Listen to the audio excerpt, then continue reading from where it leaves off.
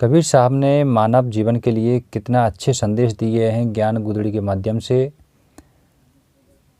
हम लोग अपने जीवन को उद्धार और सफल बनाना चाहते हैं तो हमें ज्ञान गुदड़ी ज़रूर पढ़नी चाहिए, जो हमारे संपूर्ण मानव जीवन का एक उद्धार करने वाला एक रास्ता है, या यूँ कहें कि मुख्य स्वरूप है अब मानव जीवन का।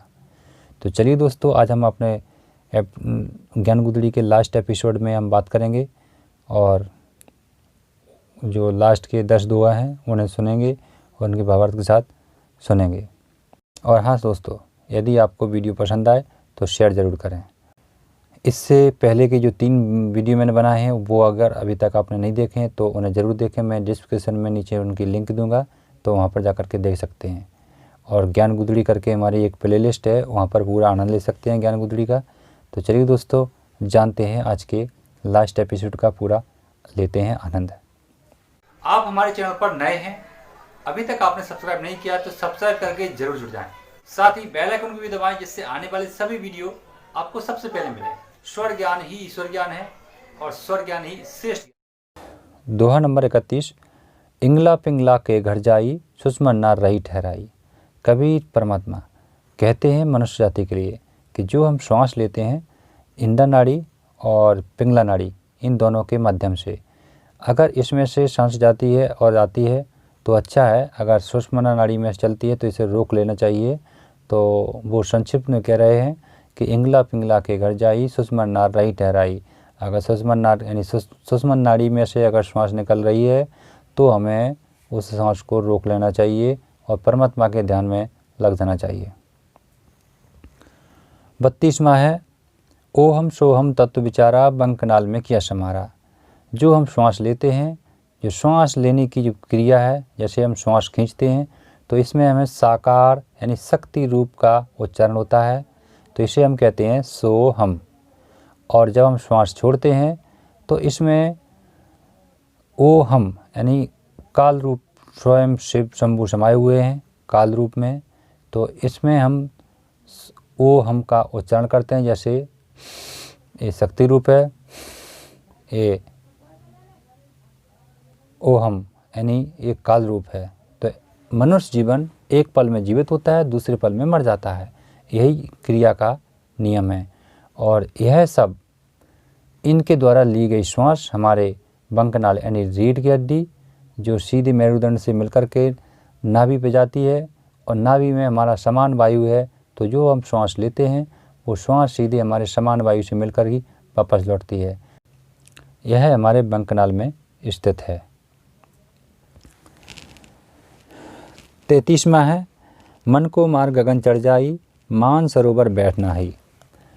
तो जिस इंसान ने अपने मन को मार लिया है, जैसे काम, क्रोध, मोह, मद, लोभ, इन 5 चीज़ों से अपने मन को मुक्त कर लिया है, तो उसका मन शांत और धैर्यवान हो जाता है। तो तब जाकर के वो एक मानसरोवर के जैसे धैर्यवान शीतल जल में नहाने लगता है, यानी मेरा मन बहुत शीतल हो जाता है, जैसे कि भगवान बुद्ध का और संत कबीर साहब पूर्ण परमात्मा का मन था, जो कभी विचलित नहीं हुआ। अगली कड़ी है 34वां, अनहद नाद नाम की पूजा, ब्रह्म बैराग देव नहीं दूजा।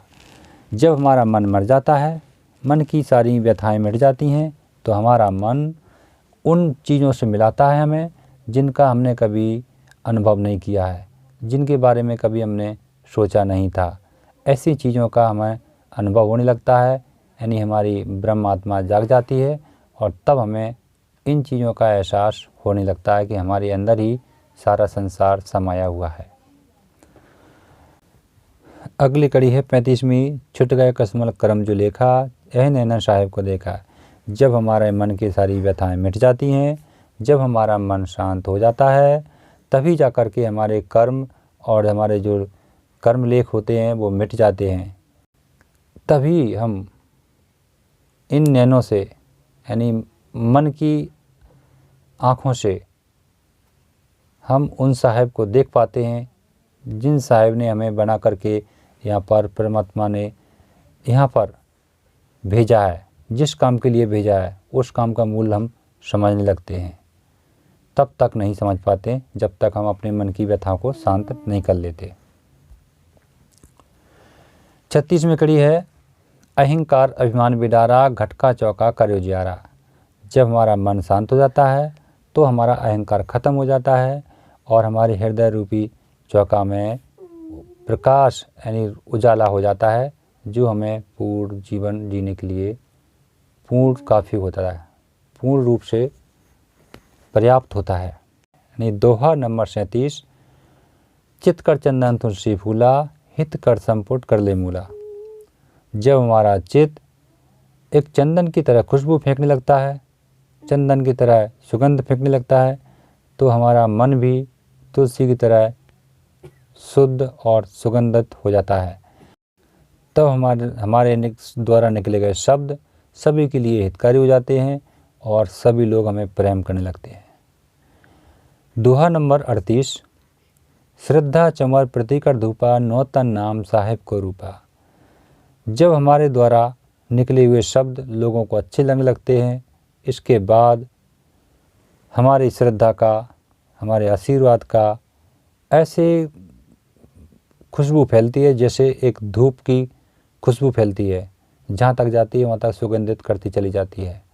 इसी प्रकार से हमारी श्रद्धा यानी मतलब शील, हमारे अंदर जो धैर्य और शील की जो खुशबू होती है वो चारों दिशाओं 10 दिशाओं में फैलने लगती है।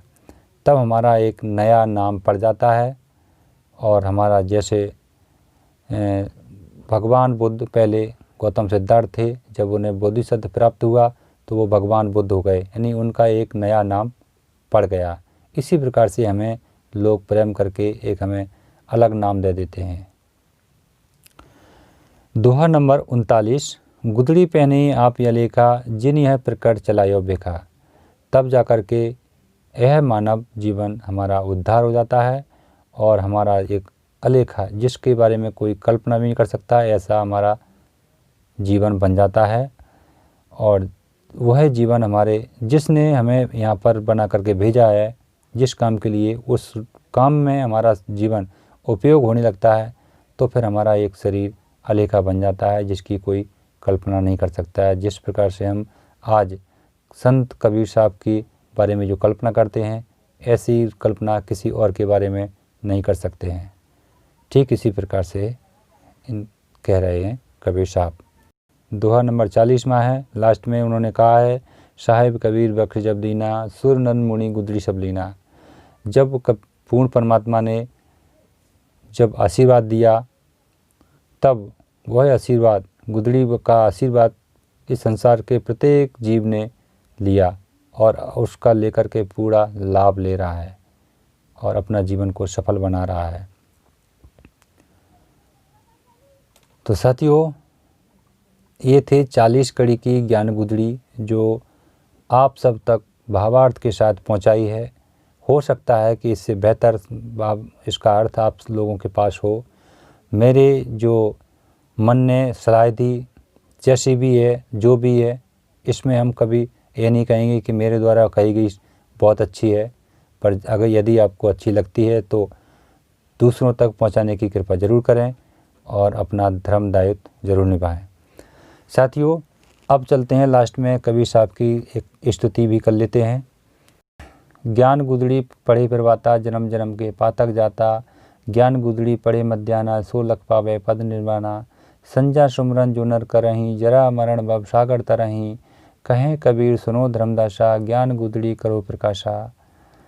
कबीर साहब जी कह रहे हैं धर्मदास जी से कि जो सुबह में पढ़ता है ज्ञान गुदड़ी, उसके जन्म जन्म के पातक यानी पाप मिट जाते हैं, और जो दोपहर में पढ़ता है तो वह व्यक्ति स्वयं को एक सिद्ध पुरुष बना लेता है, और जो शाम को पढ़ता है वो आवागमन मतलब जीना, जन्म और मरण की आवागमन से मुक्त हो जाता है। तो हमें ज्ञान गुदड़ी पर प्रकाश डालना चाहिए। माला टोपी सुमरनी, सद्गुरु दिया बख्शीश। पल पल गुरु को बंदगी, चरण नमाऊं शीश। भव भंजन दुख परिहरण, अंबर करण शरीर। आदि युग आदि आप हो, चारों युग कबीर। बंदी छोड़ कहाइया, बलक शहर मंजार। छुटे बंधन सब बेश का, धन धन कहे संसार। मैं कबीर बिचलू नहीं, शब्द मोर समरथ। ताको लोग पठाइयो जो चढ़े शब्द के रथ, ताको लोग पठाइयो जो चढ़े शब्द के रथ। लास्ट में परमात्मा ने कहा है कि जो व्यक्ति आपके ज्ञान गुदड़ी पढ़कर और उनके शब्दों में बताए गए सही अर्थ को समझकर उन पर चलता है तो उसको परमात्मा जरूर सतलोक आश्रम में सत्य के दर्शन करा देते हैं। साथियों, कबीर साहब के बारे में और चर्चा करेंगे अन्य वीडियो की तरह, जिससे मानव जीवन पूर्ण उसका लाभ ले, और हम भी ले रहे हैं लाभ और आप भी लें। फिर मिलते हैं अगली वीडियो में, तब तक के लिए जय हिंद, वंदे मातरम।